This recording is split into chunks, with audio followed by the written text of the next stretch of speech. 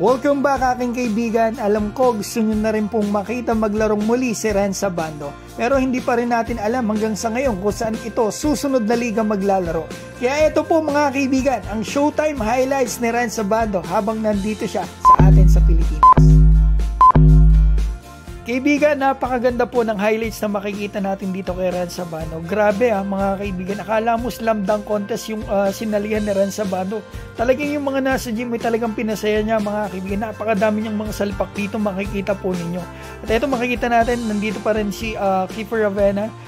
Patungo na rin ito sigurado ng Japan kasi malapit na ang preseason maglalaro to sa Yokohama B. Corsair. So ito, sinubukan pag sumabay ni Mason Amos pero nandyan si Renz Abando. Talaga nga naman mga kaibigan, hindi na sumabay si Mason Amos, baka mo-poster pa. Natawa na lang dito si Mason Amos Yan yung reaction ni Mason Amos, po-posterize mo pa ako. Talaga nakakatuwa naman yun. So ito mga kaibigan, isa pang napakagandang salpa. Parang Vince Carter lang Grabe, mga kaibigan, parang may spring si Renz Abando, parang umuupo sa ere. At una sa lahat, natutuwa ako na nakarecover po agad si Renz Abando kasi hindi po biro yung injury na natamo nito mga kaibigan doon sa PBL. Ito makikita natin sa napakagandang salpang niya kay Renz Abando. Grabe, ang salpang na Renz.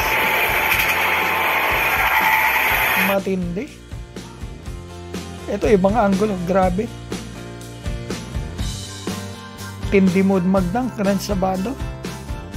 Kaya ito maglalaro susunod mga kaibigan. Ang initial na sinabi sa akin before ay sa Division 2 ng Japan League. Pero hanggang sa ngayon ay wala pa po tayong balita. Pero hindi na magtatagal siguro sa mga susunod na araw o linggo ay lalabas na kung saan po maglalaro ang ating kababayan na si Renz Abando.